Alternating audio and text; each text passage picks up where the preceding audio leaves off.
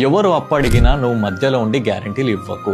Help చేయడం మంచిదే కదా అని అనుకోకు. మంచితనానికి కూడా లిమిట్ ఉండాలి. అప్పు విషయంలో ఆ లిమిట్ దాటకు. నిజం చెప్పాలంటే ఇది ఫూలిష్ మిస్టేక్. నీ కష్టంతో సంపాదించిన పైసలు వేరే వాళ్ళ బాధలో నువ్వెందుకు పెట్టి డిస్ట్రాయ్ చేసుకుంటావు? వాడు రిటర్న్ ఇవ్వలేదు అంటే వాడికి నీకు మధ్యలో రిలేషన్షిప్ ఖరాబ్ అవుతుంది. నీ మనీ నీ రిలేషన్షిప్ రెండు పోతాయి. ఒకేసారి డబుల్ లాస్. మంచి చేయాలని ఉంటే నీ దగ్గర ఉంటే డైరెక్ట్ గా పైసలు ఇవ్వు, లేకపోతే నీకు తచ్చినంత హెల్ప్ నువ్వు చేయి.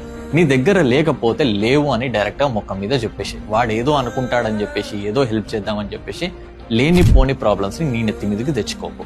అలా అని చెప్పేసి బ్యాంక్స్లలో లేకపోతే చిట్టీల దగ్గర నువ్వు మధ్యలో ఉండి గ్యారంటీలు ఇచ్చి నువ్వు ఇంటికి ప్రాబ్లమ్స్ కొని తెచ్చుకోకు.